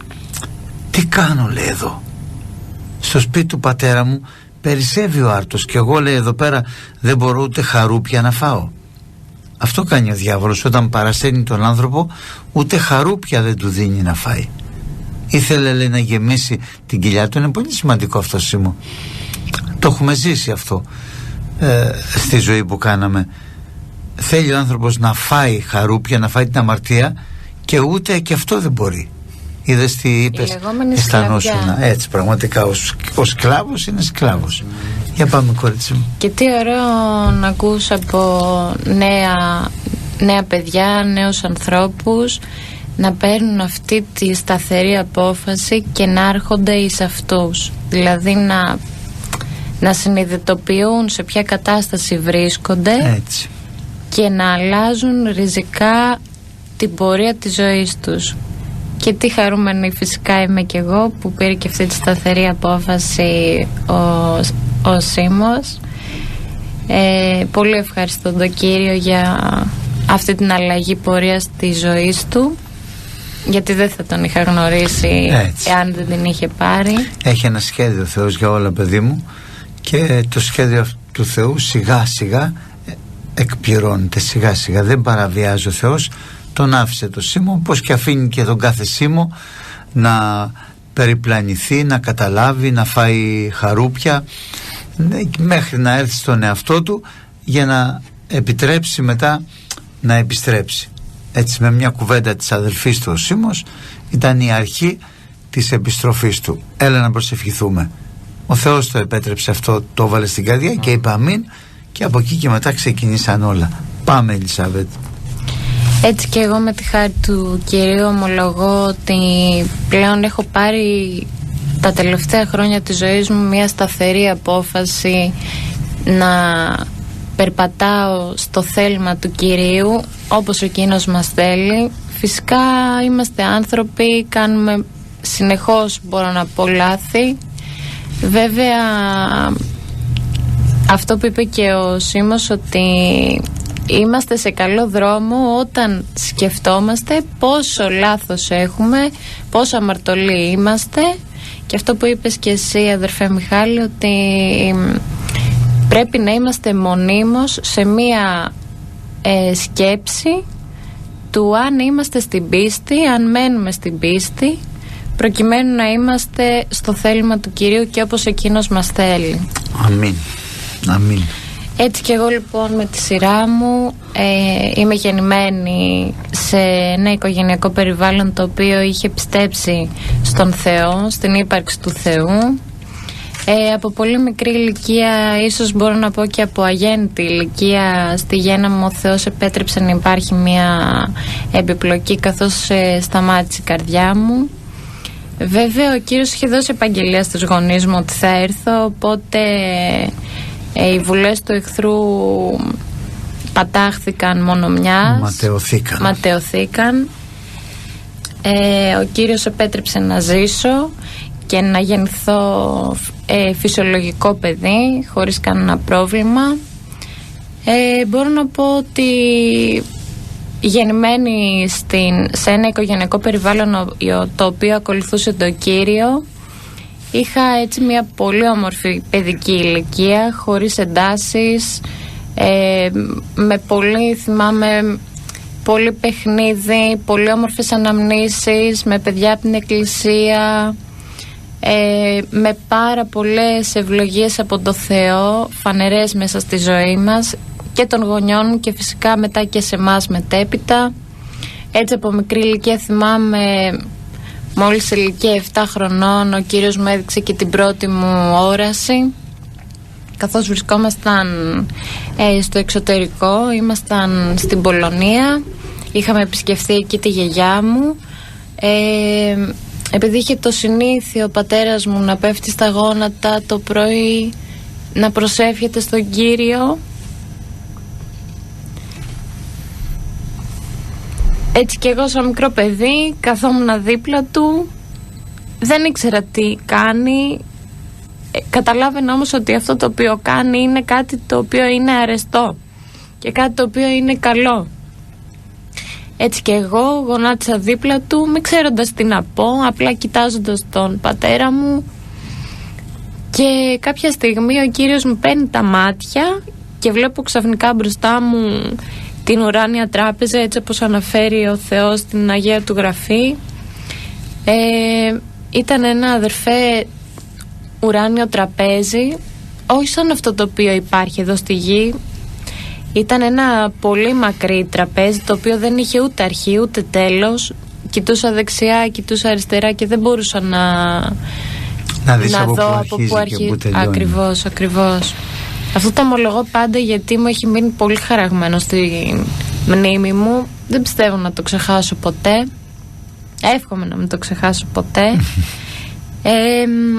Και αυτό το ουράνιο τραπέζι ήταν ντυμένο με ένα τραπεζομάντιλο. Θυμάμαι, ήταν φυσικά, παρέλειψα να πω, ότι το περιβάλλον εκεί δεν είχε ταβάνι και πάτωμα όπως έχουμε εμείς έναν δεδομένο χώρο στο μυαλό μας.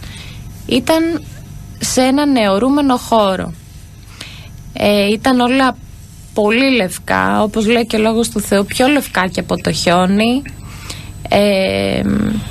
Θυμάμαι ότι ήταν το τραπέζι ντυμένο με ένα τραπεζομάντιλο πάρα πολύ λευκό, σε σημείο αστραφτερό που να μην μπορεί να το δει το ανθρώπινο μάτι, με πάρα πολύ μικρές στο τελείωμά του χρυσές λεπτομέρειες. Και θυμάμαι ήταν πάρα πολλοί άγγελοι σε μια εγρήγορση, αλλά παράλληλα δεν υπήρχε αυτή η αναστάτωση. Ήταν μια γαλήνια εγρήγορση, αν μπορώ να το θέσω έτσι. Μια έτσι όμορφη εγρήγορση, την οποία βρισκόντουσαν και μεταφέρανε διάφορα οικιακά σκεύη. Μεγάλα πιάτα, μικρά πιάτα, μεγάλο πυρούνι, μικρό πυρούνι, σαν αυτά τα οποία βλέπουμε σε διάφορες βασιλικές οικογένειες, τα οποία ίσως έχουμε ακούσει κάπου. Αλλά όλα τα σκεύη ήταν πάρα πολύ λευκά, με χρυσές λεπτομέρειες και αυτά. Όλα ήταν σε μια αρμονική σειρά, με μια όμορφη τάξη, οργάνωση. Και σκεφτόμουν και αναρωτιόμουν εγώ, σαν παρατηρητής όλων αυτών των γεγονότων, μα πού είναι τα φαγητά σαν άνθρωπος, πού είναι το φαΐ. Έβλεπα όλα αυτά τα ποτήρια, τα κουτάλια, τα πυρούνια και χωρίς τα πιάτα. Χωρίς να έχουν κάτι μέσα. Ναι. Και κάποια στιγμή φυσικά μου λύθηκε το ερώτημά μου, γιατί κάποια στιγμή ένας άγγελος πολύ ξεχωριστός έφερε, ξέχασα να πω ότι και οι αγγέλοι ήταν ντυμένες τα ίδια χρώματα, έφερε στη μέση του τραπεζιού, δεν ξέρω αν μπορώ να το πω μέση, αλλά έτσι νομίζω ότι ήτανε, έναν τεράστιο λόγο του Θεού, μια τεράστια Αγία Γραφή. Εκεί ήρθα και πάλι στη γη, επέστρεψα και πάλι στη γη, και εκεί συνειδητοποίησα σε αυτή τη μικρή ηλικία τι μου είχε δείξει ο Κύριος. Γιατί οι γονείς μας από πάρα πολύ μικρά μας διάβαζαν ιστορίες από το Λόγο του Θεού. Φυσικά είχαμε και κυριακό σχολείο στην εκκλησία με τον ομιλητή βέβαια υπεύθυνο, και αυτό και η αμοιβαία σχέση. Έτσι δηλαδή από πάρα πολύ μικρή ηλικία είχα πάρα πολλές εμπειρίες με τον Κύριο, και προς λύπη μου θα πω ότι μεγαλώνοντας άρχισαν και ελαττωνόντουσαν όλες αυτές οι καθημερινές εμπειρίες. Βέβαια εννοώ στην ηλικία της εφηβείας προς τα 18. Έτσι ομαλά κυλούσε η ζωή μου στη παιδική μου ηλικία. Σε μία μέρα από τις αρχές του Αυγούστου του 2008, εάν δεν κάνω λάθος, σε ηλικία 12 χρονών, ήρθε ο Κύριος και με βάφτισε με το Πνεύμα του το Άγιο. Ήταν μια ιδιαίτερη μέρα για μένα, γιατί δεν είχα πολύ όρεξη, να το θέσω έτσι απλά, να επικοινωνήσω με το Θεό, να προσευχηθώ με τα άλλα τα παιδιά. Είχα μπει πλέον στην ηλικία των 12 χρονών, είχα αρχίσει και είχε πάρει μια άλλη τροπή η ζωή μου. Βέβαια, μετά από παρόρμηση κι άλλων έτσι αγαπητών αδερφών, παιδιών της ίδιας ηλικίας με μένα, πήγα με βαριά καρδιά, χωρίς να έχω έτσι πολύ όρεξη. Βέβαια, εκείνο το βράδυ, πιστεύω να το θυμάσαι και εσύ, αδερφέ, ο Κύριος ήρθε με μεγάλη ευλογία, έτοιμος μία μεγάλη, αν μπορώ να το πω έτσι, μεγάλη σακούλα με δώρα. Είχε πολλά δώρα για πολλά παιδιά εκείνη τη βραδιά, καθώς βάφτισε με το Πνεύμα το Άγιο. Θυμάμαι χαρακτηριστικά την ώρα που βαφτίστηκα με το Πνεύμα το Άγιο, από την πολλή ένταση την οποία σε συνεπέρνει το Πνεύμα το Άγιο, είχα σηκώσει ψηλά τα χέρια μου στον ουρανό και δόξαζα το Κύριο λέγοντας «Δόξα, αλληλούια». Ήταν οι μόνες λέξεις οι οποίες μπορούσαν να βγουν μέσα από τα βάθη της καρδιάς μου, και ενώ φορούσα το μαντίλι μου, καθώς λέει ο λόγος του Θεού ότι η γυναίκα πρέπει να έχει σκεπασμένη την κεφαλή αυτής, ένιωθα ότι μου είχε πέσει το μαντίλι μου και ένιωθα, παρόλο που το πνεύμα μου ήταν δοσμένο στους ουρανούς, ένιωθα ότι μου έχει φύγει το μαντίλι και εγώ τώρα δεν αρέσω στον Κύριο. Και εκείνη την ώρα είχα δίπλα μου δύο αδερφές, έτσι κοντά στην ηλικία μου, οι οποίες και αυτές δόξαζαν τον Κύριο. Το αναφέρω αυτό γιατί την ώρα που πήρα το Πνεύμα τ' Άγιο, ο Κύριος, με βεβαιότητα το λέω αυτό, μου φόρησε το μαντίλι και μου ακούμπησε απαλά το κεφάλι μου, δίνοντάς μου αυτή τη δωρεά του Πνεύματος του Αγίου. Και το λέω με σιγουριά γιατί γύρισα δεξιά μου και αριστερά μου και κατάλαβα ότι οι αδερφές δεν θα μπορούσαν να το έχουν κάνει αυτό, καθώς και αυτές ήταν στην προσευχή. Έτσι λοιπόν, στην ηλικία των 12, αρχές ενός καλοκαιριού, Αύγουστος ήτανε, φυσικά μετά πήρα την σταθερή απόφαση να ακολουθήσω τον Κύριο. Έτσι την επόμενη ή τη μεθεπόμενη ημέρα, νομίζω ότι μεθεπόμενη ημέρα Κυριακή, είχαμε τη μεγάλη χαρά σαν την εκκλησία του Μενιδίου να βαφτιστούμε στο νερό, να θάψουμε το παλαιόν άνθρωπο και να γεννηθεί μέσα από το νερό, να βγει μια καινούργια Ελισάβετ, 4 παιδιά. Εκείνη η μέρα πραγματικά ήταν πολύ ευλογημένη και ανεξίτηλη στο μυαλό μου, καθώς παίρνεις, νομίζω ότι είναι μία από τις σημαντικότερες στιγμές της ζωής ενός χριστιανού ανθρώπου, που παίρνει τη σταθερή απόφαση να αφήσει σε εκείνο το νερό όλη τη βρωμιά που έχει πάνω του, τον παλαιό άνθρωπο, και να σηκωθεί ένας καινούριος.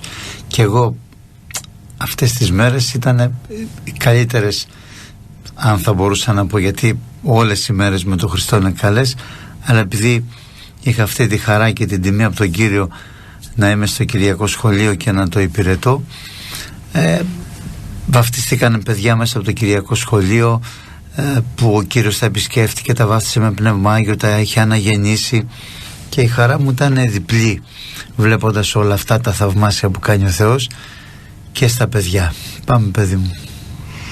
Έτσι, είχαμε τη μεγάλη τιμή να έχουμε τον αδελφό Μιχάλη υπεύθυνο.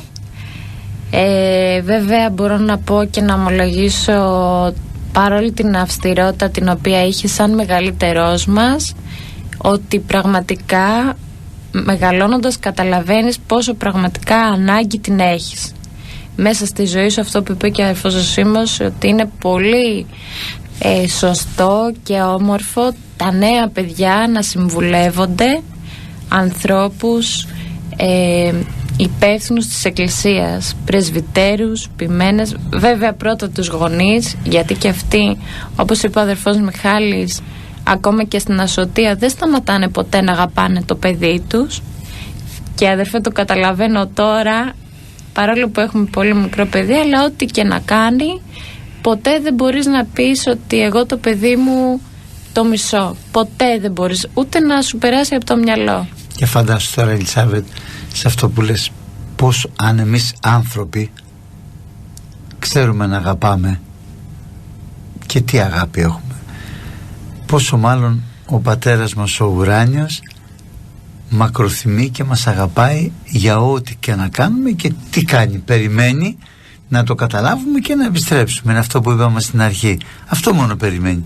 Παιδί μου, κατάλαβε ότι δεν είσαι καλά εκεί που είσαι, έλα κοντά μου που σε περιμένω. Πριν έρθουμε ακριβώς αυτό έλεγα στην προσευχή μου. Έλεγα, μα Κύριε, δεν είναι δυνατόν να μ' αγαπάς μετά από όλα όσα αυτά τα οποία έχω κάνει.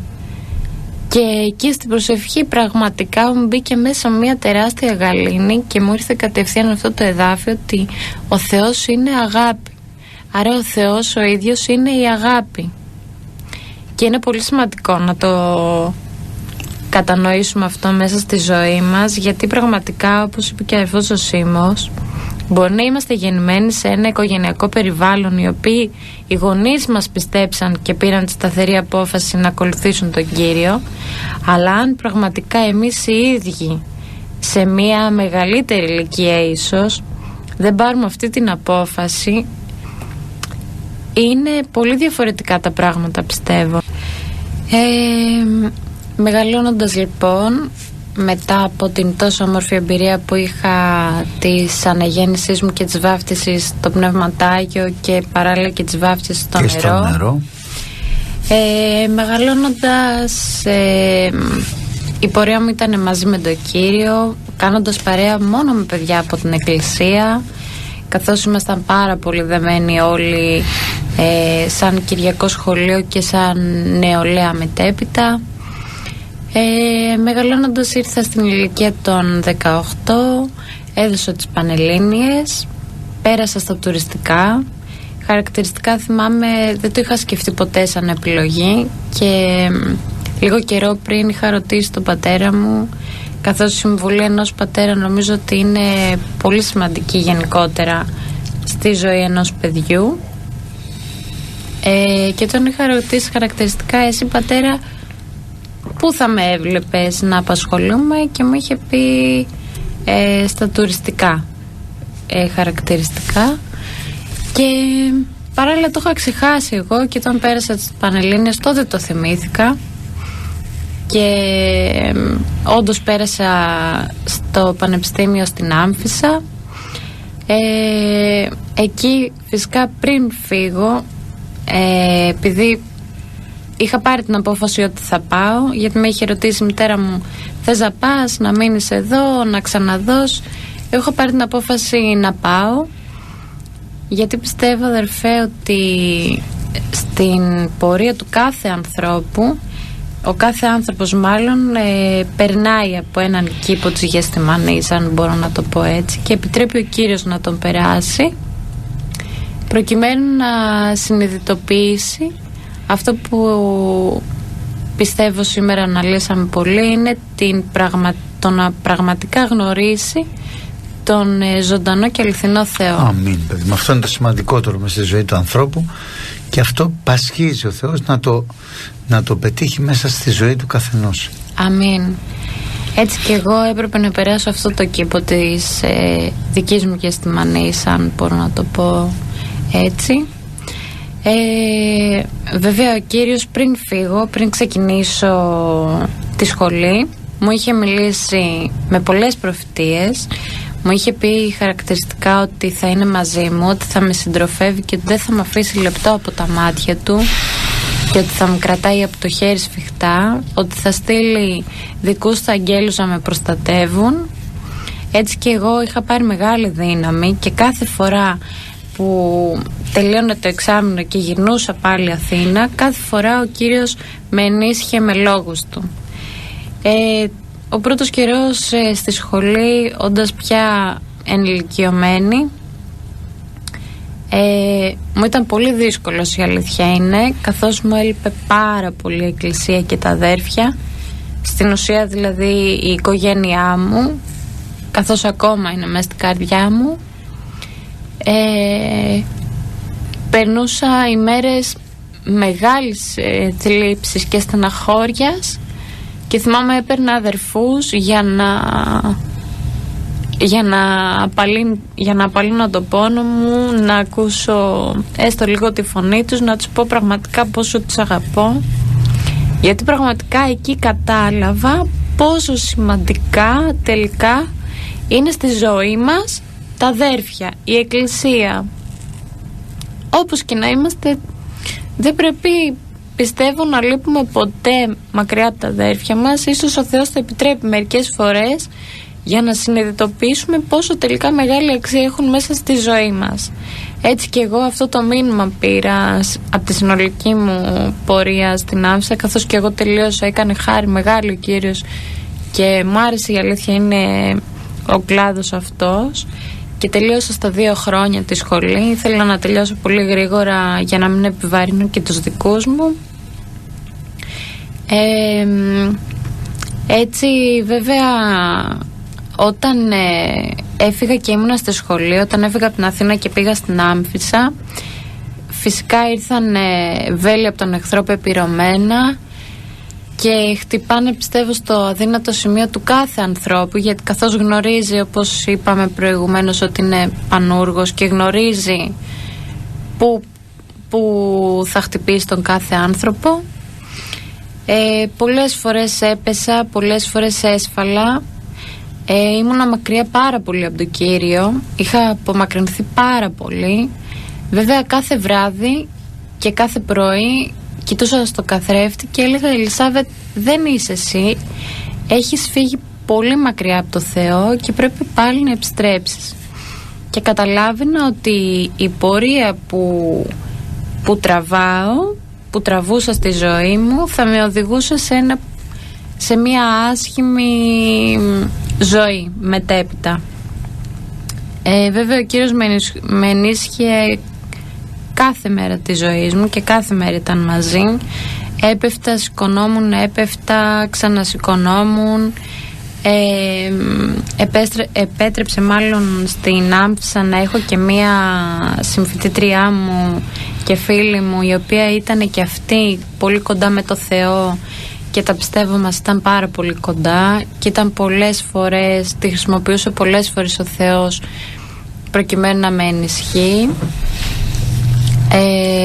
Έτσι κυλούσε η ζωή μου εκεί στην Άμφισσα, ώσπου γυρνώντας, τελειώνοντας με αυτό το κομμάτι της ζωής μου, αυτό το οποίο μου έμεινε ήταν, δηλαδή αυτό το οποίο πήρα από όλο αυτό το κομμάτι της πορείας μου στη ζωή, ήταν ότι μακριά από τον Κύριο τελικά τίποτα δεν είναι,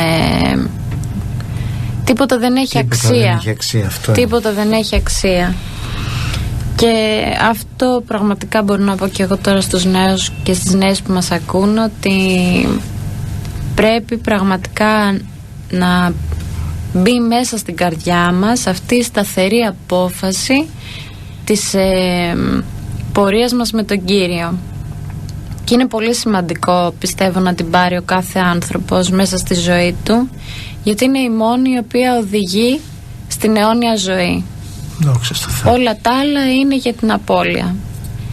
Και έτσι κυλούσε η ζωή μου. Επέστρεψα εδώ στην Αθήνα μέσα σε πολύ γρήγορο χρονικό διάστημα.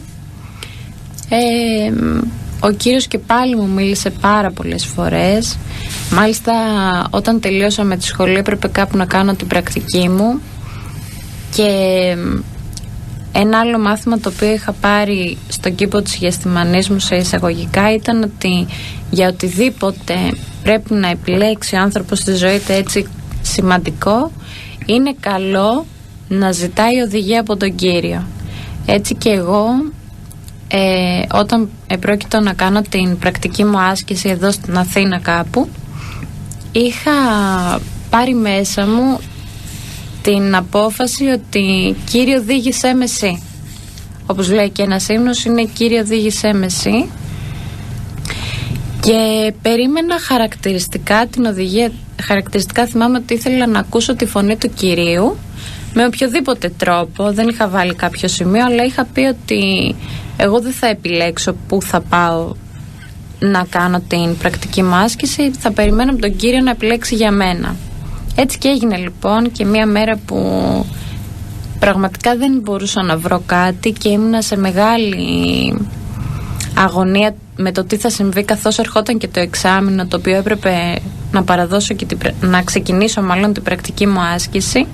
Έτσι ο Κύριος μια μέρα που είχα πάει να μοιράσω κάποια βιογραφικά και να κάνω διάφορες τέτοιες δουλειές όσον αφορά την πρακτική, θυμάμαι που κρατούσα στα χέρια μου κάτι χαρτιά και ήμουν έτοιμη, έπρεπε να υπογράψω, γιατί είχα από διάφορες δουλειές μου είχαν πει να συνεργαστούμε και είχα 3 συγκεκριμένες επιλογές και είχα πει στον Κύριο, Κύριε, εγώ δεν ξέρω πού να πάω, πες μου εσύ.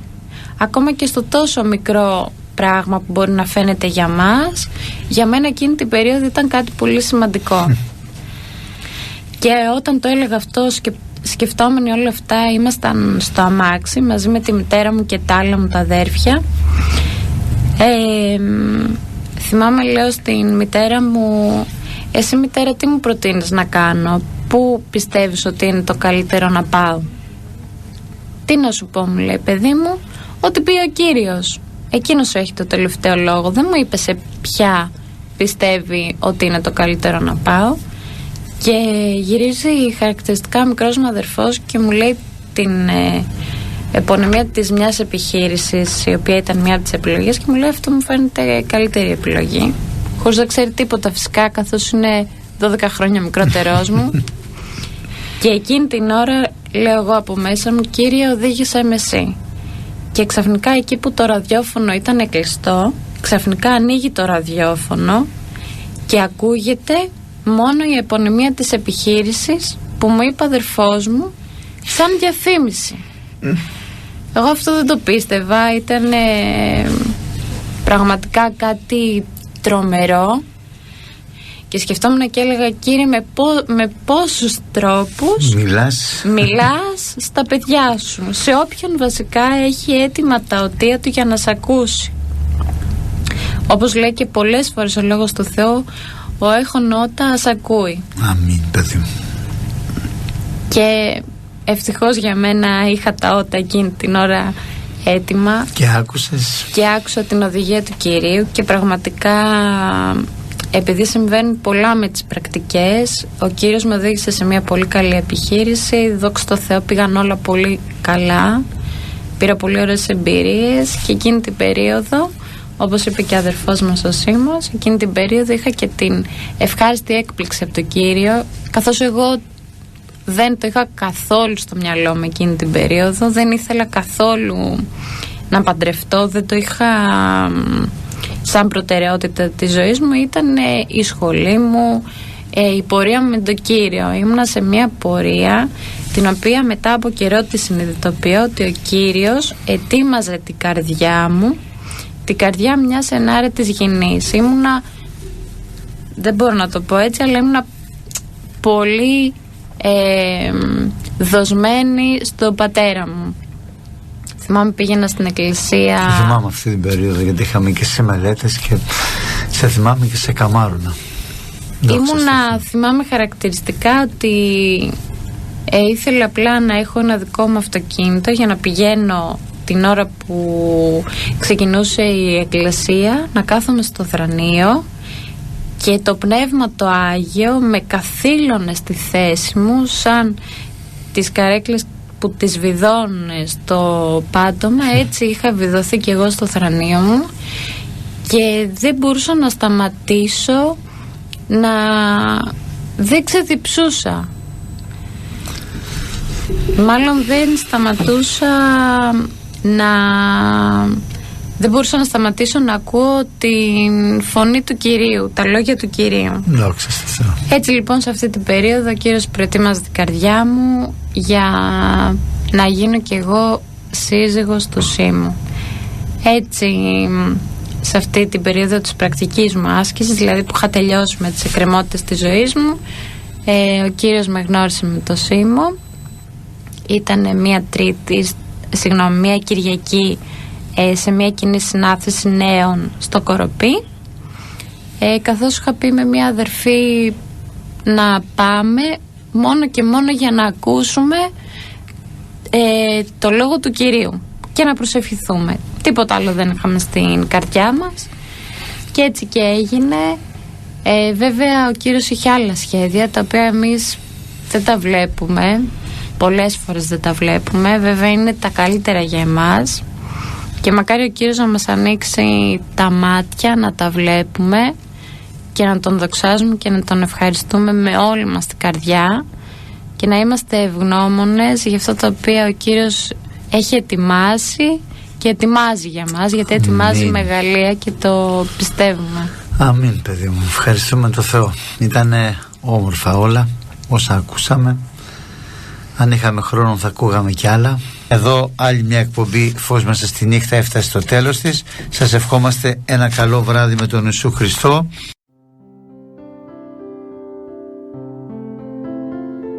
Φως μέσα στη νύχτα.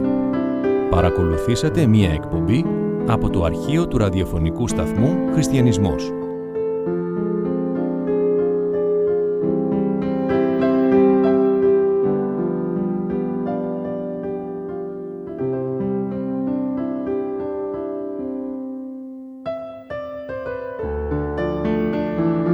Πάλιν λοιπόν ο Ιησούς ελάλησε προς αυτούς λέγον «Εγώ είμαι το φως του κόσμου. Όστις ακολουθεί εμέ, δεν θέλει περιπατήσει στο σκότος, αλλά θέλει έχει το φως της ζωής».